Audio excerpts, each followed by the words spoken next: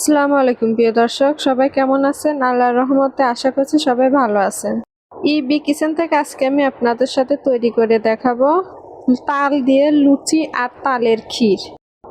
এটা খেতে কিন্তু খুবই মজার হয় আর বানাতেও কিন্তু একদমই সহজ। ভিডিওটি ভালো লাগলে অবশ্যই চ্যানেলটি সাবস্ক্রাইব করে পাশে থাকার অনুরোধ রইল এবং ফলো করে দিবেন। একটি মিক্সিং বলে প্রথমে আমি নিয়ে নিচ্ছি 1.5 কাপ ময়দা। আপনারা চাইলে এখানে আটা ব্যবহার করতে পারেন। আর দিয়ে দিচ্ছি হাফ চা চামচেরও কম লবণ আর 2 চামচ দিয়ে দিচ্ছি গুঁড়া দুধ। আর 2 চামচের মতো দিয়ে দিচ্ছি রেগুলার রান্নার সয়াবিন তেল। আপনারা চাইলে এখানে চিনি দিতে পারেন। আমি এখানে চিনি ব্যবহার করব না, কারণ আমি লুচিটা তাল দিয়ে করব। যেহেতু তাল এমনিতেই মিষ্টি, তাই আমি চিনি ব্যবহার করিনি। ভালোভাবে ময়দাটা মেশানো হয়ে গেলে এখন আমি তালের রসটা দিয়ে দিচ্ছি। আমি অল্প অল্প করে তালের রসটা দিয়ে একটি সুন্দর মসৃণ ডো তৈরি করে নিব। তো দেখুন ডোটা তৈরি হয়ে গেছে। এখানে আমার হাফ কাপ তালের রস লেগেছে ডোটা তৈরি করতে। এখন আমি একটু হালকা তেল মেখে এটাকে রেস্টে রেখে দেব 10 মিনিটের জন্য। এখন একটা প্লেট দিয়ে ঢেকে রেখে দিব 10 মিনিটের জন্য।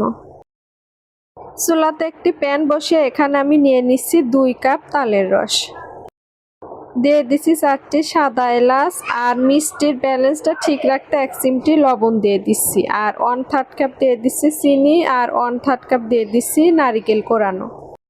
তবে চিনির পরিমাণটা আপনারা কম বেশি করে দিতে পারেন। যেহেতু তালটা মিষ্টি তাই আমি 1/3 কাপ চিনি দিয়েছি। চুলার তাপ মিডিয়ামে রেখে সময় নিয়ে তালটা আমি জাল দিয়ে নেব। তো দেখুন তালের ক্ষীরটা প্রায় হয়ে গেছে। আরও কিছুক্ষণ জাল দিয়ে আমি ক্ষীরটা পুরোপুরিভাবে রেডি করে নিব। আর চুলার তাপটা বেশি দিবেন না, তাহলে তালটা খেতে তিতা লাগবে। এ পর্যায়ে দেখুন তালটা প্রায় হয়ে গেছে। এখানে আমি এখন দুধ অ্যাড করে দিব। এখানে আমি 2 কাপ দুধের সাথে 3 টেবিল চামচ গুঁড়া দুধ দিয়ে দুধটা জাল দিয়ে ঘন করে 1 কাপের একটু কম করে নিয়েছি। দুধটা আমি ঠান্ডা করে নিয়েছি, আর এই অবস্থাতে অল্প অল্প করে দিয়ে দিচ্ছি। যদি দুধটাও গরম থাকে, তালটা গরম অবস্থায় একসাথে মিক্স করেন, তাহলে মাঝে মধ্যে এটা কিন্তু ছানার মতো হয়ে যায়। তাই আমি দুধটা ঠান্ডা করে এর মধ্যে দিয়ে দিলাম। এখন ভালোভাবে কিছুক্ষণ মিক্স করে আরও 5 মিনিটের মতো এটা রান্না করে নেব। 5 মিনিটের মতো রান্না করে নিলেই তৈরি হয়ে যাবে তালের ক্ষীর। তো আপনারা আমার মতো কে কে এই তালের ক্ষীরটা পছন্দ করেন অবশ্যই কমেন্টে তা লিখে জানাবেন। 10 মিনিট পরে দেখুন একদম সফট একটা ডো তৈরি হয়ে গেছে। কিছু পরিমাণ ডো থেকে নিয়ে আমি এখন লুচি তৈরি করে নেব। কয়েক সেকেন্ডের মধ্যে 4-5টা লুচি কিভাবে তৈরি করবেন সেটাই আমি আপনাদের দেখিয়ে দিচ্ছি। আমি একটি রুটি ভালোভাবে পাতলা করে বেলে নিয়েছি। এখন একটি গ্লাস দিয়ে কেটে নিয়েছি।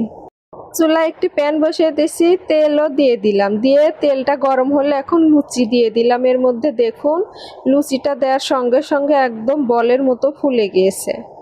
লুচি কিন্তু ভাজতে বেশি টাইম লাগে না। তেলটা ঠিক মতো গরম করে নিলেই দেখবেন দেওয়ার সঙ্গে সঙ্গে লুচিটা একদম ফুলে বলের মতো হয়ে যায়। এভাবে আমি বাকিগুলো লুচি ভেজে নিব। তো দেখুন এরই মধ্যে তৈরি হয়ে গেল তালের লুচি আর তালের ক্ষীর।